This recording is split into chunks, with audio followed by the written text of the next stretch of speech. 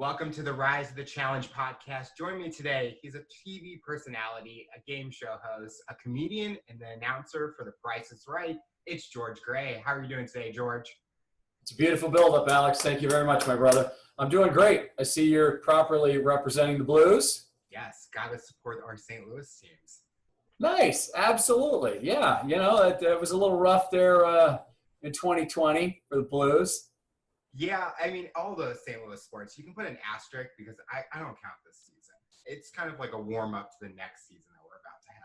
So you wouldn't have counted it if we won the World Series? Only that part. If we then you would World Series, then you'd be like, well, you know. Yeah. Only in a big way. I guess we have to count it. Yes. Right. So I'm so happy to have you on the show. What we do with all of our guests is we go right to the beginning. Talk about where you're from and what were you involved in growing up? Well, that's pretty broad. So, Alex, tell me your thoughts and feelings. Go. I was born in Baldwin. Well, actually, no, that's not true. I grew up in Baldwin. I was really born in Shrewsbury. And then my parents had an apartment there for, I think, about a year and a half, maybe less. And they were having a home built. So it's my older sister and myself as an infant. And then they built the home in Baldwin. It was, West County was kind of the middle of nowhere in the late 60s.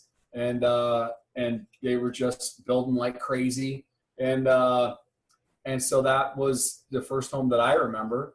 And then in the mid-70s, 75, my dad, he worked for, hi, buddy. You guys can't see it. Well, there you go. This is Prince. And Prince likes to help out with just about everything, so he may come in and give me a hand now and again today. So my dad was in county government in the St. Louis area. He worked for a guy named Roos, Harry Roos. I think he was maybe the mayor. He ran for his election campaign, so he was doing all that kind of stuff. And then my dad was county manager, I believe, for Clayton, which was the middle of nowhere. I remember being a little kid and wearing a hard hat and going to the Clayton government building. And now, Clayton's pretty darn huge. Yeah. And that would have been like, 72. And then in 75, my dad got a job in Tucson, Arizona as the assistant city manager there. And so they sold the home, up and moved the family. And hello, buddy. And then for 20 years, my dad kind of ran the city government there. And so I went to the rest of my elementary school because everybody always asked, where'd you go to high school? Where'd you go to high school? I would have gone to Parkway West, but I did not go to Parkway West. That would have been my school. I'm a Parkway Central grad. Okay. Yeah, it's weird. That's a thing that everybody asks in St. Louis. It's like one of the top questions. It's very strange. So I went to high school, college in Tucson. And then my career started doing well. And then I was doing a show called Weakest Link. Well, actually, it's now out again, so I guess people are familiar with Jane Lynch. But I was the host of the syndicated version in 2000, 2001. And my pop passed away while I was doing the show.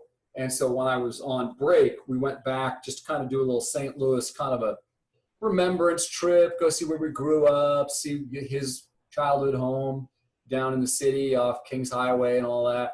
And then while we were there, we were in front of the home in Baldwin, and it looked empty, and we didn't want to be creepers, but we're like, seems like nobody's living in it. So kind of looking in the windows, and the neighbor from across the street, she still lived there, Rosemary. She came out, said hi, and she said actually the owner was thinking about selling it. I called the owner right there and we made a deal over the phone. And so I bought back my childhood home 30 years later. And now I own half of it and my sister and brother-in-law own the other half. And they live there full time now. I was using it as a vacation home. They were using it as a vacation home and they loved it so much. They started renting out their house in Arizona. And then about 3 years later, they said, do you mind if we just move here permanently? I'm like, absolutely not. Are you kidding? It's the family home. So they love it so much. They're there all the time. But now we're we're in production right now, finally, again. And we do one more week, and then we're down for the Thanksgiving holiday. And I'm going back to Baldwin, so I'll be there for a couple weeks, and I'll come back out here, shoot a little more, then I'll go back for Christmas and New Year's. So I love going home. It's great. They got you on a busy schedule, which is probably nice, since when all the shows took a break, it was kind of like, what do I do next, in a kind of a way. Yeah, well, I mean, I could just stay here, and this you guys are looking at LA right now. So yeah, I mean, it's not like I couldn't occupy myself here. What's funny is I don't drink hard alcohol. So it's just right now. No, it's not for show. It's for anybody who's here. I would say it's a very well stocked bar. No, I drink beer and wine. But you can't be a rotten host. That's true. So you get to hang out with the Rat Pack. It works out well. Did you have any passions growing up? Because when you started your career, you were into comedy and hosting. Did you kind of find that passion growing up, or were you going in a different direction? Well, my mom, the way I got into, I guess, the business is my mom was, she was a casting director in Arizona, mostly extras. There was a huge, in the late 70s, there was a huge industry for Westerns. Westerns were very popular then. I mean, if there was a movie, it was a Western. And so she would do all the local casting, if they needed a hooker, go, and then run out the room. They're not going to bring her in from California, or some, a guy saying, here's your drink. I'm not going to hire LA actors, so they'd call them 5 and unders, So she would cast all the extras, all the kind of scenery in the background, and then people who would have small lines and stuff like that in all these kind of big movies. And she was one of the big dogs in Arizona when I was growing up for casting all that kind of stuff. And then Westerns sort of died out, and then other kind of movies kind of came up through the 80s. And so I worked as an extra in movies from the time I was in, I think, it may have been 3rd grade, maybe 4th grade. But I know by 5th grade, I was doing it all the time.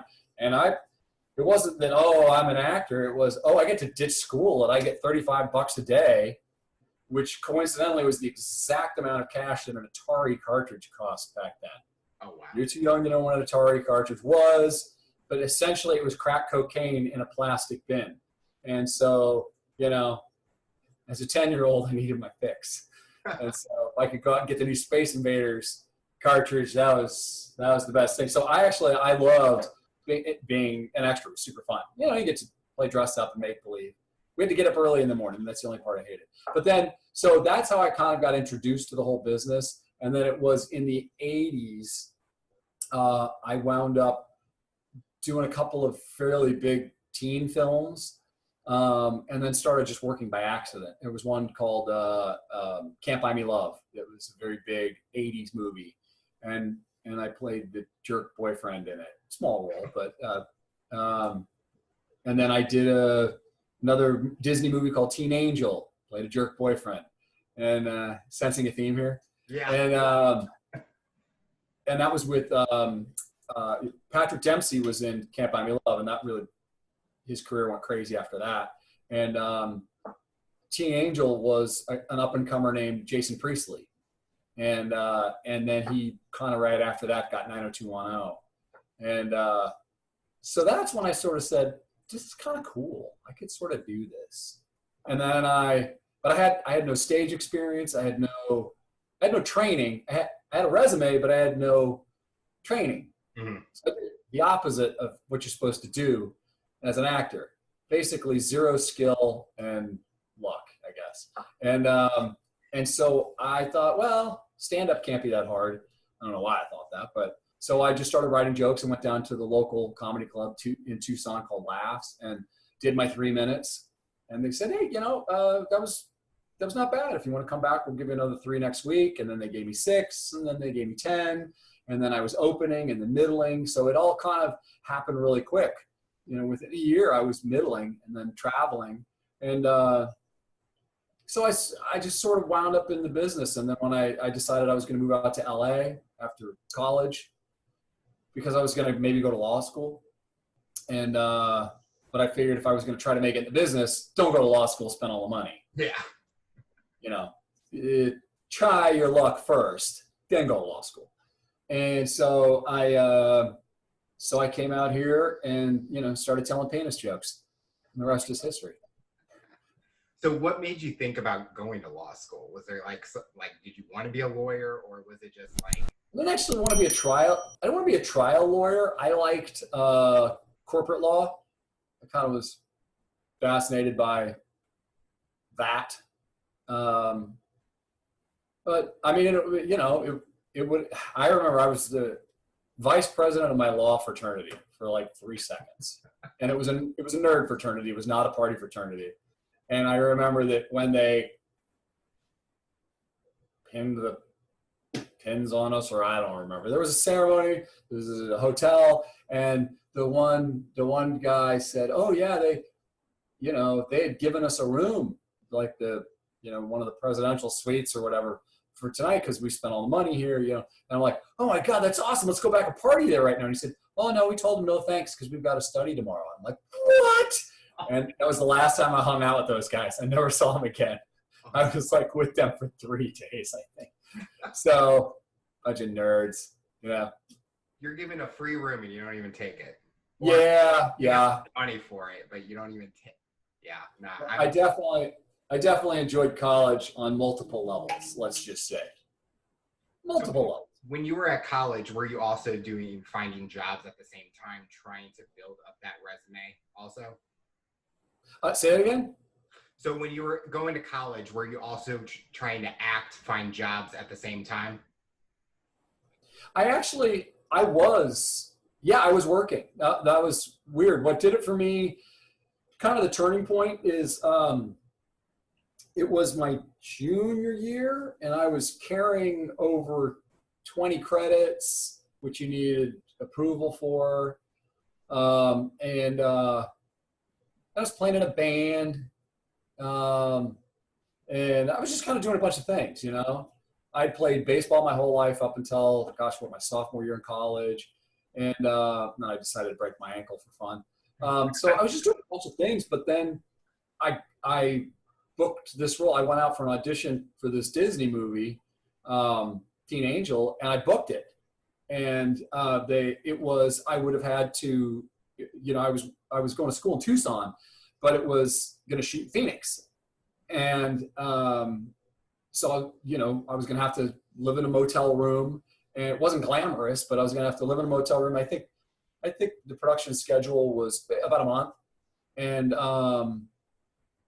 but there's no way I could stay in that semester, that I would have never made it in my classes. And so I had to kind of make the decision, do I just pass on it or do I drop out for a semester? And so all my professors were super cool. I asked them all, and they're like, yeah, go, it sounds fun. Everybody was super nice. And I went and did it. And I stayed in a Motel 6 that later I found out was at the corner where all the prostitutes hung out. I just thought everybody was super friendly. Yeah, this was not a glamorous part of town. It was a Motel 6. Nobody at the time was famous. Jason Priestley, he was definitely the star of the show, but I don't think that anybody knew who he was. And but it was like, wow, it was really cool. You run your lines and you study and you get together and you work your scenes. And so after that, I was really hooked. I was like, wow, that's really cool. I like that. And so I actually started out as a scripted film and TV actor. I never thought that I would be saying, come on down. That's true. Yeah, here we are. What's the biggest thing you learned about yourself from your early days up to college? It's the biggest thing I've learned about myself. Like, did you kind of learn something new about yourself that you never thought you could be able to do something, or a new skill set?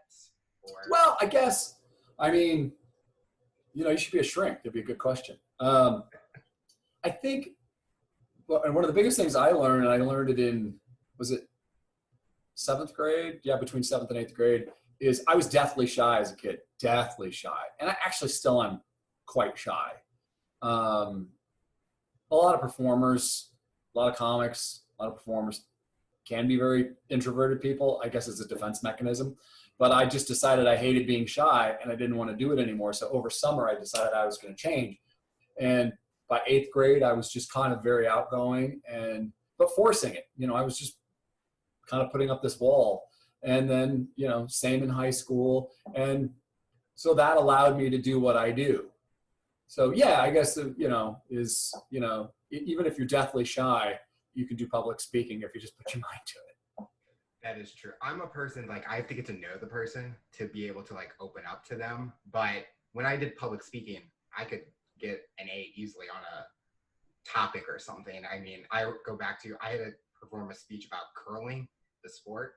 And about curling? Curling, yeah. The Olympic winter sport. And I was like, my teacher's like, have you done that before? I go, nope, just Googled it. But it shows, like, the confidence you have, where if you become very confident and break out of your shell in a way, you're able to do anything. And now the way you are on TV, you would never have thought that you were shy, because you're just it's just your energy that you have that kind of you could talk to anyone probably.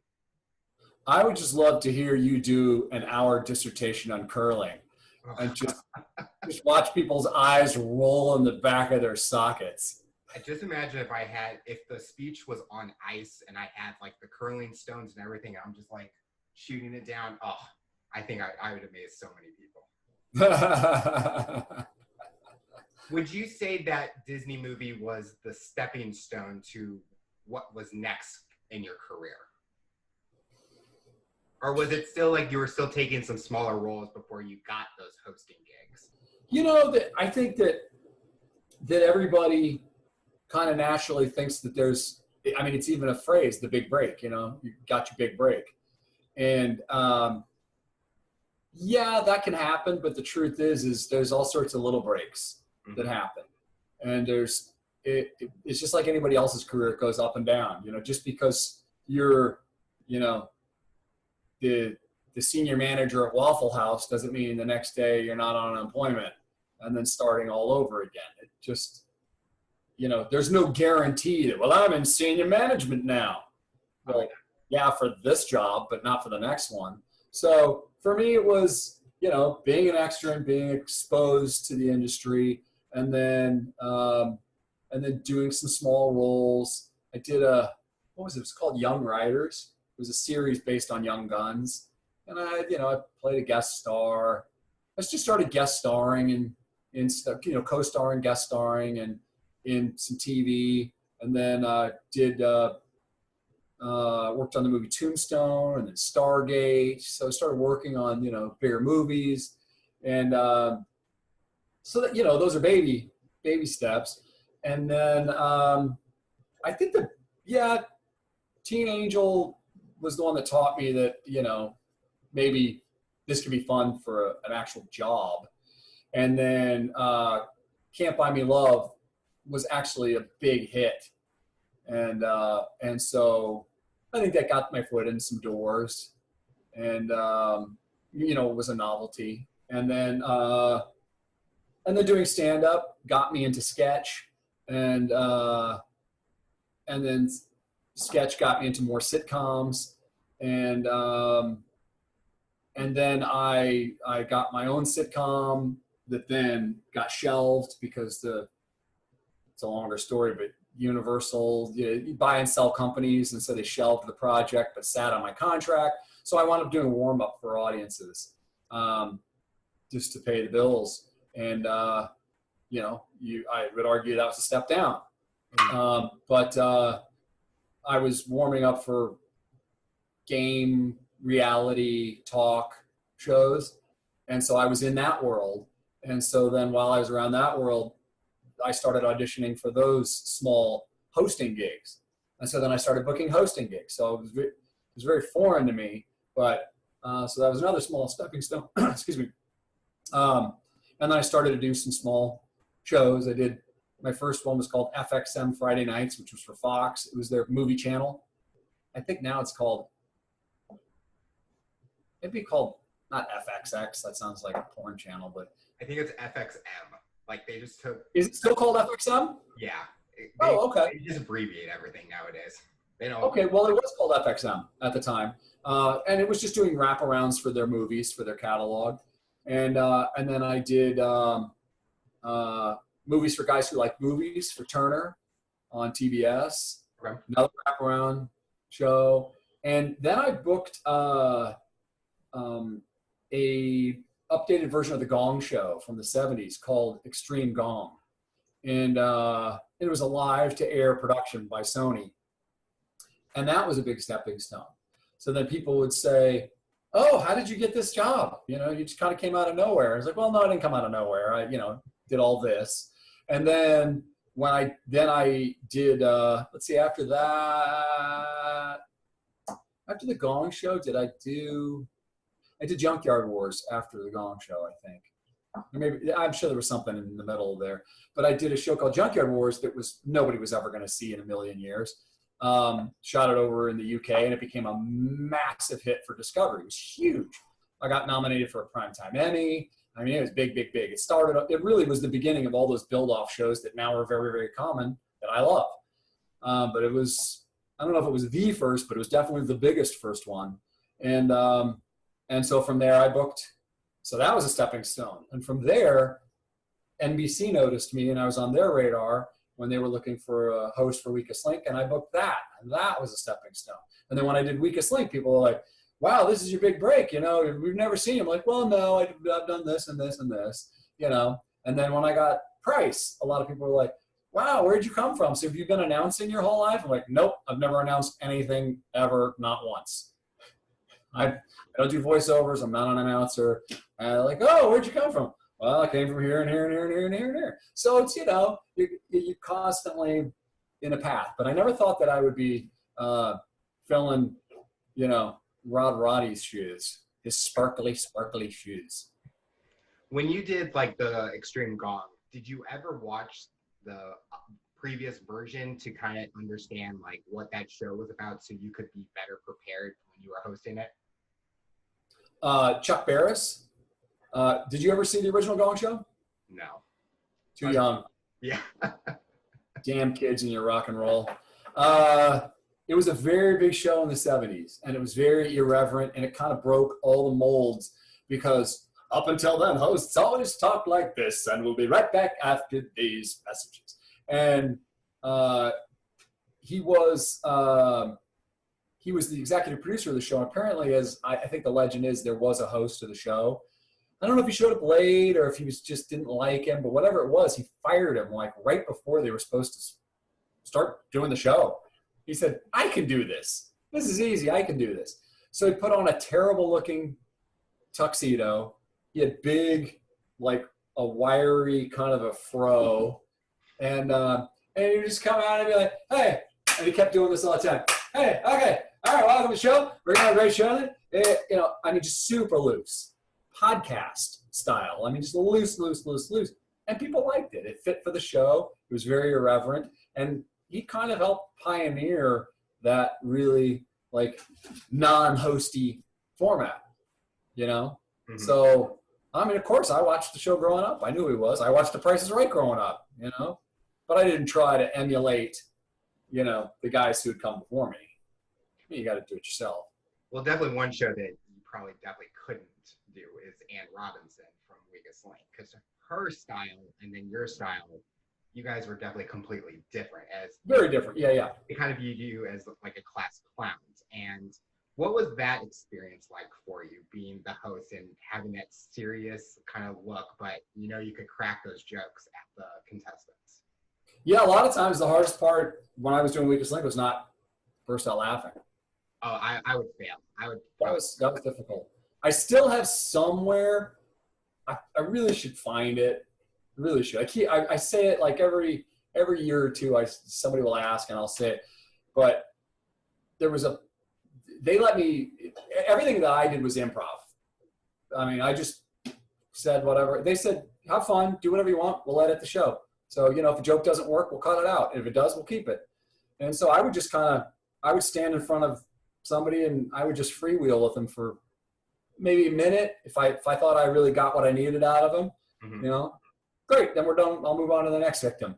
But if not, if we're having a blast, if things are just going hilarious, I would stay there for 5 minutes knowing they could never use it for air, but just having fun. And they were very nice about letting me do that. Well, the editors were always very kind. And as they say in the business, a few outtakes fell off the back of a truck. And so I have a disc somewhere. I have a VHS and a disc of outtakes that never made the show, partially because they could never make the show. They were a little racy at the time.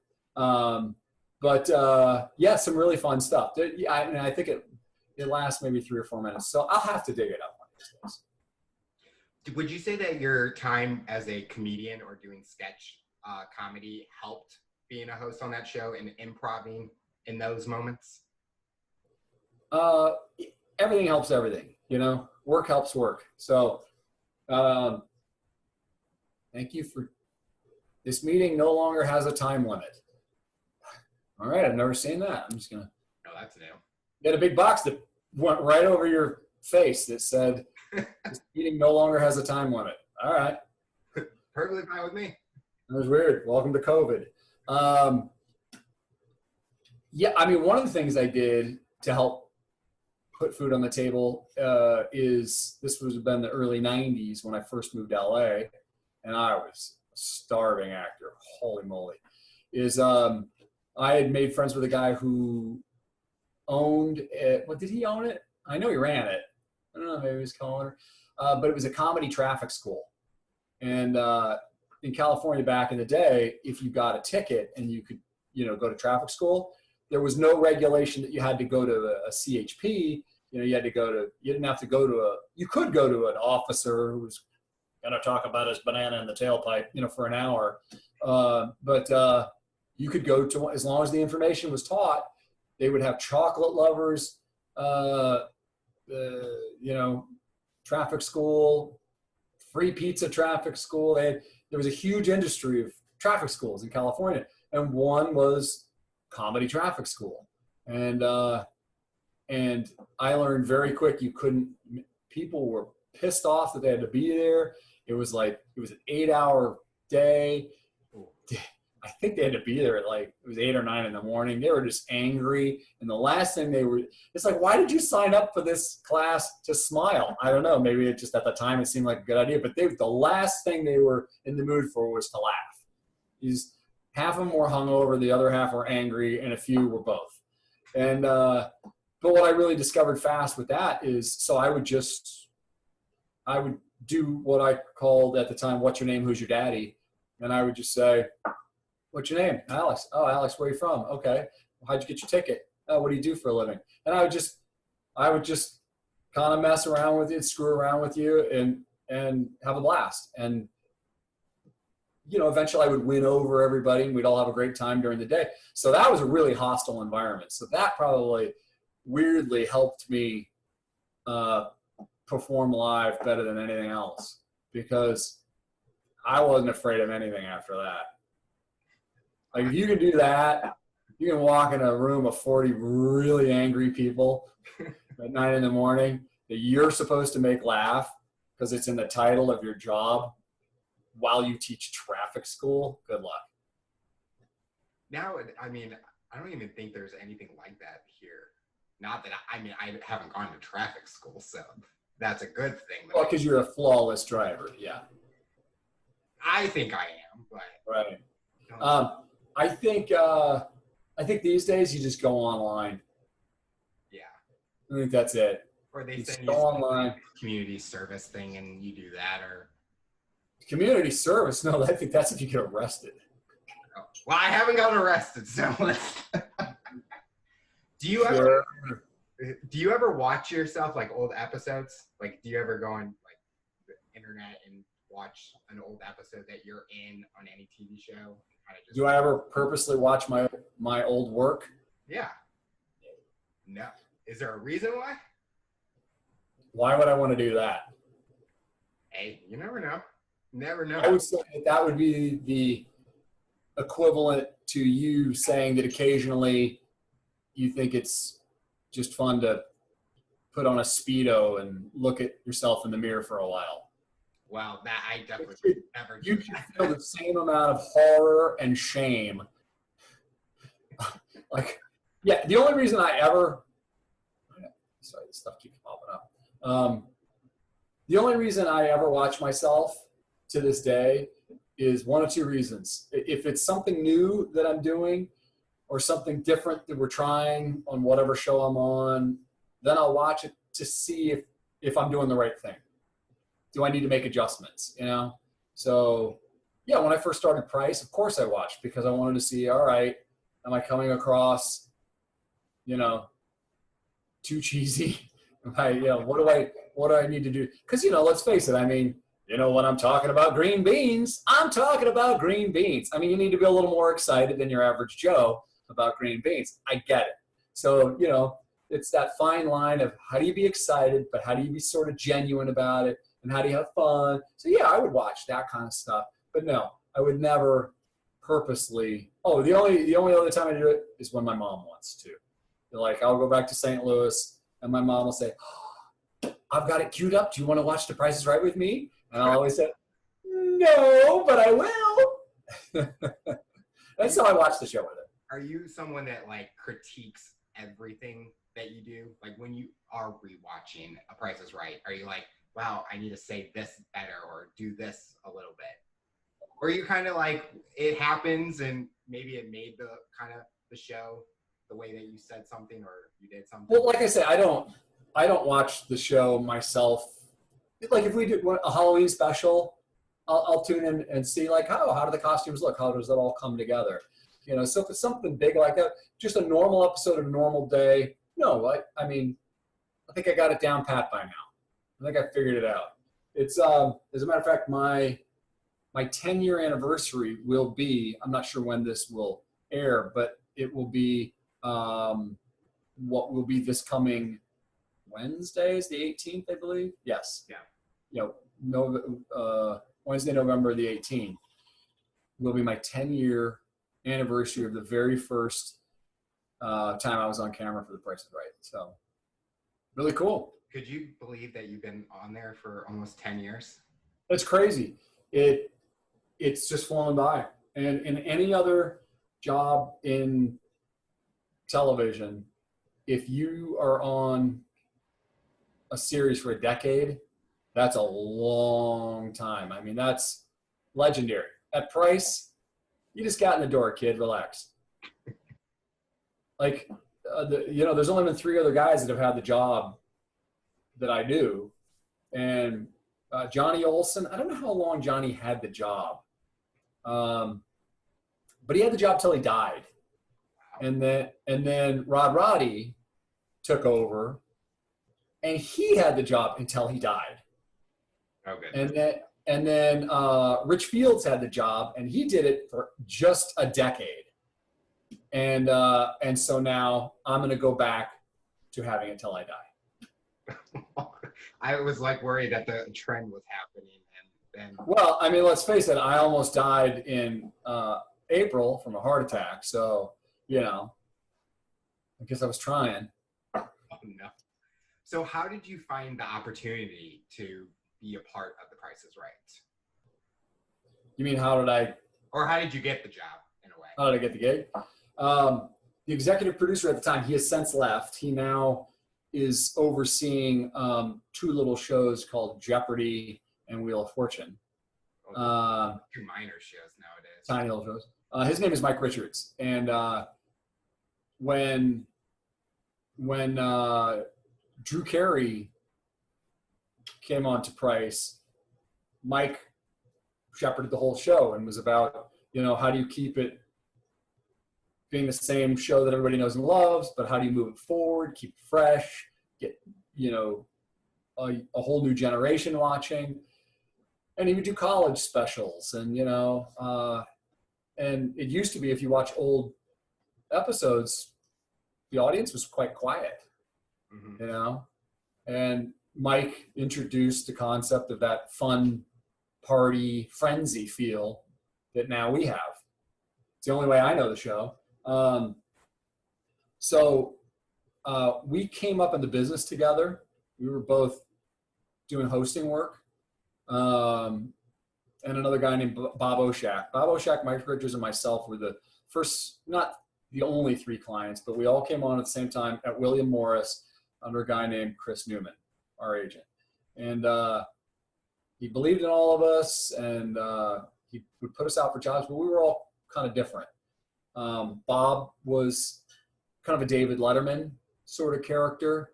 And Mike Richards was a Dick Clark sort of character. And then I was just an idiot.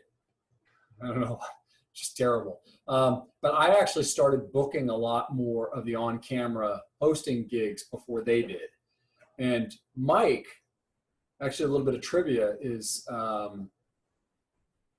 that, and this is as per Mike, so I 100% believe it, is he was down to the wire for a tiny little show called American Idol.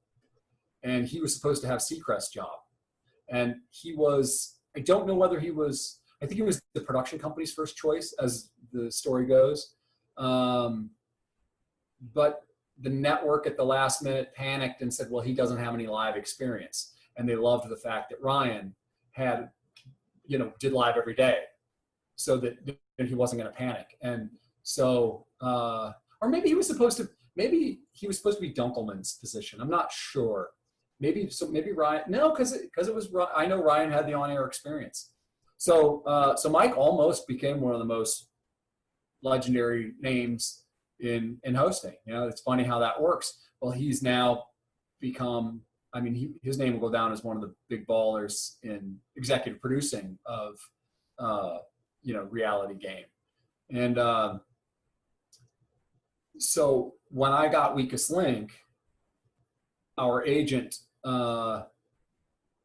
did some maneuvering so he could produce on the show. And we were always friends. And so that when he took over Price and then Rich Fields left and they needed an announcer, I was one of the 6 candidates that he brought in. You know, I hadn't seen him in years. We were always friendly, you know. I mean, one of those people that you know and love, and, you know, you always, if you bump into each other, it's like long lost brothers. But, you know, I hadn't seen him in forever, and got the call from my agent that, you know, Mike was willing, you know, Mike wanted me to come in. And he even said, like, when I came in, he said, all right, you know, I want you to knock it out of the park, but just to let you know, we already have our guy. And I was like, ugh. Like, you already know who it is? He's like, yeah. I'm like, who is it? He's like, I can't tell you. And I knew it was Jeff Davis. Jeff Davis, who's a Who's Line guy and an improv guy and staggeringly genius. I mean, he is just unbelievably talented. And I watched his episodes. We each did 20 episodes. So like kind of a mini run. You know, each one got one. And I watched his episodes, and he was just crushing it every time. He was just great. He was loose. He was fluid. He had worked with Drew on Who's Line. I mean, you know, he could handle anything. I was like, ugh, I don't stand a chance. And so I just went and had fun. I just had a great time. I just decided I was going to do it my way and just have a great time. And, you know, no matter what, I would get to do 20 episodes of The Price is Right. It'd be fun. And I, you know, now here I am. 10 years later, you're still there. Mm-hmm. Is it helpful with the relationship you and Drew have to make it feel fun and kind of like getting the crowd involved in everything? Or do you think it would be totally different if you guys did not have that fun relationship on the show? Pardon me. I need a beverage. Let's see. What are we going to do here? Let's see. You know what? I think 7-Up sounds delightful right now. Oh, yeah. It'll be beer in a few hours, but right now it's a little too early. Yeah, I mean, I personally think it's very important to have, you know, that great connection with Drew, and I think it comes across on camera. It's genuine. You know, Drew is a super genuine host. He's not being plastic to any of the contestants. He's never said it, but he doesn't see the show as like his, fiefdom. I mean, he's super welcoming to all of us on stage. You know, the hi and good mornings are genuine. We really don't see each other right before the show. So I get to work and I'll get ready and then hop up on stage. He'll get in a little bit after. I don't see him in the hallways or anything. Occasionally I'll bump into him and just wave. But really, so when we say hi on stage, like, hey, how you doing, buddy? Like, super genuine, super real. We're actually saying hi. It's just, it feels like a family because it is like a family. So it's great. I love it. And I think that shows that genuine connection. Yeah, it comes across. You can't be on air every day during the daytime where, people tune in like your family and it feels phony and plastic. Yeah. There's enough crap out there in the world right now. I think we both know. Everybody could use a smile, have a little bit of fun. I think that, like you said, I think the hour that it's on, anyone that's watching it, I mean, people are going to have a smile. They're like getting very invested into the show. I mean, there's been times when I'm watching with my family and we're screaming prices for like some of the games because we're just very, like, we're excited. And it's just an hour of our day that we don't have to worry about the things that are going on. Oh yeah, screaming at the TV. It's half the fun. Yeah. I mean, I was there actually doing the show, but got to get out to California now. Yeah, I always joke around that when people are in the audience and I'm telling them before the show, hey, if I call you on down, here's what you do. And I always say, it looks really easy when you're at home in your underpants eating Cheerios screaming at the TV. It's super easy. And I guarantee you've been sitting there on your couch watching somebody and you go, idiot, look at that moron. And then you get there and then Drew says, oh, hey, before we start the game, where are you from? And the person goes, they don't even know what state they live in. So, people don't realize that once you get there and it's all happening, it goes by really fast.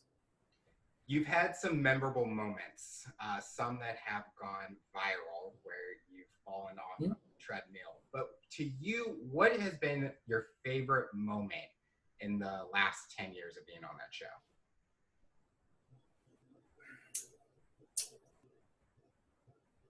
I mean, I think my favorite is grenading on the treadmill. I think that's super fun. Yeah. Because, I like being an idiot. It's fun. I mean, when I've done sketch comedy, I love slipping on the banana peel. I love it. I've always thought it was super fun. And just physical dumb comedy, and yeah. And the best comedy is real. And I was a total jackass. I couldn't reach out for a script and run on a treadmill backwards at the same time, apparently. Yeah, if you haven't seen it, if you're watching this, just go on Google and type in George Gray treadmill or Price is Right treadmill, idiot treadmill. Any of those will get you to me pretty quickly. But it's really funny. Yeah, it's super funny. And they caught it on camera. And when I fell, we went to commercial, and then the executive producer, Mike Richards at the time, came over and he said, "Are you okay?" I said, "I'm fine. I think I landed right on my ego." And I said, "Please tell me you got that on camera," because I was off camera at the time. They were shooting something else, but there's so many cameras on stage. Yeah. There can be a camera pointing towards me, And I said, "Please tell me you got that on camera." And he said, "Oh, we got it." And I said, "Please tell me you're going to keep that in the show." And he said, "Oh, we're going to keep it in the show." I was like, yeah. So that was, I was excited that it got to stay in the show. because it's real. Oh yeah, and it's kind of like a fun moment that, anyone that's watching it is gonna have a laugh.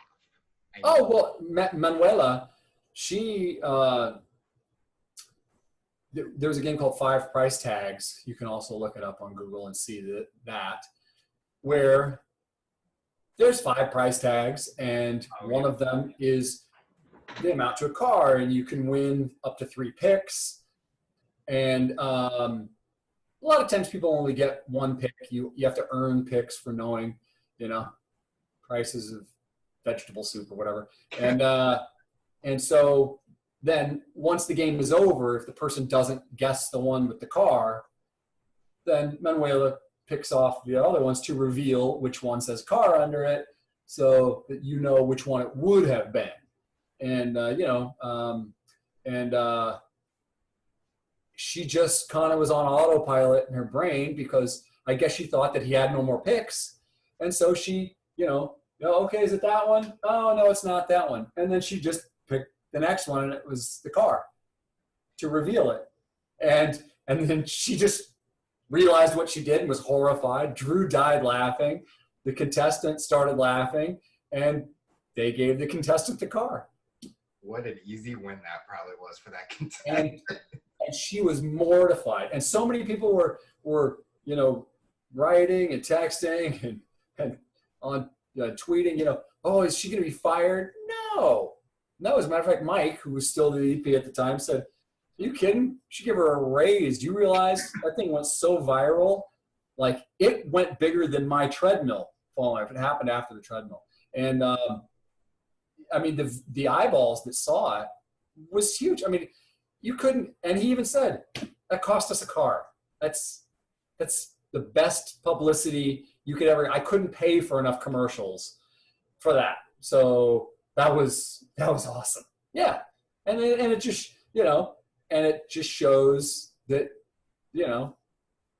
we're all human, and that it's funny. Yeah. Left it in. And I think it's awesome that the contestant got the car. I think it's great. I think because they had one more pick left. So if they didn't have any picks left, then they wouldn't have been wrong. But yeah, they had a pick left. So congratulations. The easiest game you've ever played. So talk about during this time, during the pandemic, and how The Price is Right has been able to continue putting out episodes in a safe way. Well, we just started back, actually. We only started back 3 weeks, not 3 weeks, a month ago, I guess. So it's new. They had to figure out how to do it. And I give them huge credit. Now the executive producer, her name is Evelyn Warfel, and she was the co-executive with Mike Richards. And then when Mike left, she became the executive producer. So she'd been doing it for years already, and so her baby, familiar with the show. And then a guy named Adam Sandler, different guy. That guy's worn so many hats. He's been on the show forever. He was stage manager. He does meat and potatoes production stuff. And then he was producer. He's now the director of the show as well, and is the co-executive producer. And he has 9 hats. He just does everything. If I got a question about anything, I just ask Adam, and he knows it. And so Adam and Evelyn oversee the show now, and they just, between those two, they know it. They know it so well, and they had to figure out, it was super tough. Like, what do you do? How do you? Because if you think about it, a show like Jeopardy, what do you do? Well, Alex would always stand very far away from the contestants. That's easy. And the contestants, all right, move the podiums a little farther apart. Ta-da! And the studio audience, well, don't have one. You never see them anyway. Yeah. And so all you do is kind of hear applause. Well, add it in. That's easy. So for a while anyway, until they can have an audience again. So that one takes about 4 seconds to figure out how to do. Same with Wheel of Fortune. Same thing. You don't really need to hear that when somebody spins the wheel and you hear the clapping. Just add it in. It's fine. We can't have an audience right now. Move everybody a little farther apart. How do you have the Price is Right? How do you have somebody come on down in an empty room? Yeah, that's tough. And you know what? I give them massive credit. They worked their tails off forever trying to figure out how do we make this show work. And I think they came up with 97 plans. They were trying to think of everything. They were trying to think of small groups in the audience, people that knew each other, people that had been tested together. They called it pods, moving apart. And they finally settled on no audience, the 4 contestants. So they just, where the audience is on Price, it's just a floor now. It just covers the entire audience. And the two doorways, the 2 curtains where audience members would come in to sit in their seats, now we have the contestants run out from behind there. And there's 15 people, only 9 get picked. So you don't know if you're going to get picked. It's a genuine surprise. They stand there behind the curtain, socially distanced. They have a mask on, 6 feet away from each other. And then when I'm about ready to call a name, they unhook their mask. They hold it over their mouth like this. And if they hear their name, they drop their mask and they run out. And then everybody else rehooks theirs. If you don't hear your name, you just hook it back on and then you hope you get picked. And everybody helps each other to win. They all cheer for one another. I always say, we usually have 350 people and it's 15. So now you need to sound like 350 people. And they do. They all cheer for each other wildly. They all help each other to win. And you got 14 other people like rooting for you. And so it's almost, I think in a way easier because instead of 350 different answers, you got 14 people kind of more often than not shouting the same thing at you. Yeah. So you don't have to take their advice, but when you're kind of panicked, it helps. So it works. And then when somebody comes up to play a game with Drew, they stand 6 feet apart. Drew they'll start coming towards him and he sticks out his hands and he goes, keep coming, keep coming, keep coming. So they'll hold out their hand and when they can almost fist bump, he's like, okay, that's good. So, that's 3 feet, maybe another foot in between it. Okay. And it works. It really does. So, it's one of those things. Uh-oh, the banana phone. Oh, you know what that was? That was a spam call. Do you get spam calls? Oh, yeah. I get so many spam calls. What's nice, though, is if you're ever super bored, just answer the phone and speak gibberish. Or I'll speak. I don't really speak Spanish, but I know enough to just confuse somebody, and it's great. You can mess around with them a little bit. Usually I get someone that's calling me and they're looking for another person, and this person has kept using my number for so many years, and I just kind of listen to hear the person's voice, and I'm like, oh yeah, that's me, and then I hang up just to joke around with them. But it's nice. I get so many, and it's just like, can you just stop calling me, please? Yeah, it's kind of bad. It's nutty. So talk about in April of 2020, you mentioned earlier that you suffered a heart attack. Talk about that day, and as we know today, you definitely have rise to the challenge in the recovery stages. I see how you tied it all in at the end here, huh? Yep. Nice. It's like when you're watching the action movie and they actually say, I guess it's my day to die hard. And you're like, I said the thing. That's the name. Got to plug it in there somewhere. Exactly. April, super healthy, always low cholesterol, always in great shape, run every day. I was actually in probably I would say the best shape of my life. And typically run a mile a day. I don't eat a lot of fatty foods, not because I don't love them. It's because if I look at a piece of bacon, I gain weight. And, I got to fit my ass behind a podium. So, and plus I like beer and I'm not giving that up. So, I give up some things. So, I take care of myself. Never had any history in my family, nothing. And I woke up to a massive heart attack. Massive. Almost died. A couple quick stent surgeries, and then open heart surgery 3 days later, where I again had a heart attack on the table. Super charming. And out of nowhere, like the doctors, I had one doctor look at me and says, "Mr. Gray, your case is so fascinating. You don't belong here." I'm like, "Yeah, I know. Thanks, man." So it's just a genetic fluke, you know? Now, if I would have actually been tested, if I would have been tested 10 years earlier, I would have shown to have very serious heart disease. The doctors, I said, "How long would this have taken to build up in my system like this?" And they said 15, 20 years. So I was in my 20s, you know, when I was having heart issues and didn't know it, never knew it, super healthy. And, you know, at 53, I always forget my age. At 53, why would I think there's anything wrong with me? You know, super healthy, run stairs like a champ, always feel great, tons of energy. And I never bothered to go get checked. And so I'm actually, I think it's within this week, I'm going to do a PSA for the American Heart Association about, I think I'm a great poster child for this can happen to you, you know? Don't believe it can't happen to you, because look at me. I didn't think it would happen to me, you know?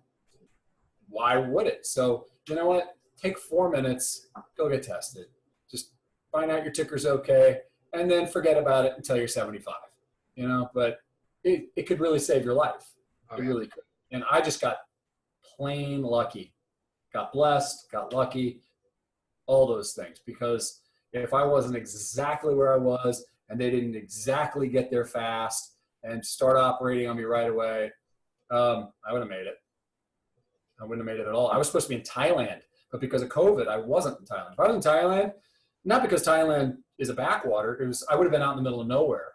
And by the time I got, you know, on a mini bike to a taxi, to a helicopter, to a major city, to a hospital, dead. Like I was 100% blocked on to one side of my heart. So, but I have no damage now because they operated so quickly. I think it was like 4 or 5 minutes from the moment that I woke up and I said, something's really wrong. My wife, Brittany, called 911. They were there in like 3 or 4 minutes. And the hospital was like, I think they said it was like 14 minutes away, but we're going to do it faster. And they did it in under 7.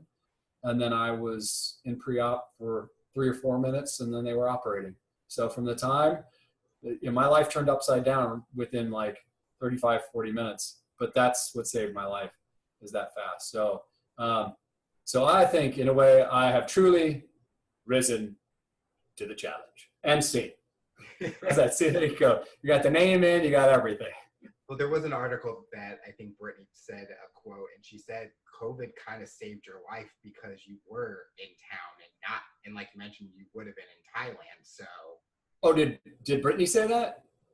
Or did I say it? One of you two said it. It was in an article because I think. I'm not saying I didn't say it. There was a lot going on. I mean, you know, a lot of oxygen wasn't getting in my brain at some point. So, but yeah, absolutely. That's a very fair statement. That I mean, I was down. I have a house in Bisbee, Arizona, which is this really amazing little mining town on the Mexican border, about an hour and 45 minutes south of Tucson. And Brittany and I hopped on a motorcycle and rode down there. And I mean, I was riding back, you know, what, 12 hours earlier. If I was on the bike when that hit, I would have killed us both. You know, so, or if I was in Bisbee, they would have had to medevac me up to Tucson. And even that, I think it's at least a 25-minute helicopter ride, which means they'd have to get it there first. Dead. I wouldn't make it. You know, I had to be exactly where I was. Exactly where I was. That's the only reason I survived. So I obviously have some work to do. My path is not finished. I I got more come on downs to give. Well, we're so happy that you're healthy and you're doing good and you're still doing the things that you love. Talk about, what does the future look like for you? What are you hoping to accomplish professionally and personally in the next few years? I think that there would be, I think it would be great if if my name became, famous is the wrong word, but more associated with the announcer of The Price is Right than Rod Roddy. Rod Roddy, even people who don't really know Price is Right, are like, if you say Rod Roddy, they go, that was the guy who wore all the sequin jackets, right? I mean, he's kind of just in the fabric of America. And I would consider that an honor. So I don't think I find no harm or shame in being pigeonholed as, if I could do it for the next, I mean, there's no reason I couldn't do it for another 20 years. I could do 30 total. And yeah, I mean, Drew and I have joked around that, we could do this until we're super old, I think at first he wasn't sure how long he wanted to do the show. And I think he's in it to win it now. He said, no, I love the show. I want to do it. And I've joked around that on my tombstone. I really think I am going to do it. It was a joke at first, but I really think I'm going to do it. I want it to say in huge letters, come on down. I mean, it is an iconic line that you're saying. And then Drew said he'd be buried next to me, and his will say, we'll be right back after this. So I think it's perfect. But yes, I think in the future, I mean, I love working. It's super fun. I'm really into, cars and bikes and building. So Junkyard Wars was near and dear to me. I would love to do another build-off show. Anything with, I love classic stuff, all the old stuff. So anything like that, I would love to do. Before James Corden took over the Late Late Show, Drew guested for it for a couple of weeks, and I got to be his sidekick. Loved that because you get to do monologues, you get to do sketch, you get to do interviews. That kind of stuff is amazing. And then again, if I get to do Price is Right until the day I die, it'll be a blessing. Well, you talked about being known for being an announcer. I know the guy that you mentioned, I don't even know who that was. I think the farthest I can go is Rich Fields, but I think for me and my generation, we know you as the announcer. So we're excited that what the future looks like for you. Final question I'll ask you, based on your journey and experience, what tips or advice would you give a listener to overcome their obstacles, accomplish their goals, and rise to their challenge? Ooh, I see how you did that. What to do to rise to the challenge?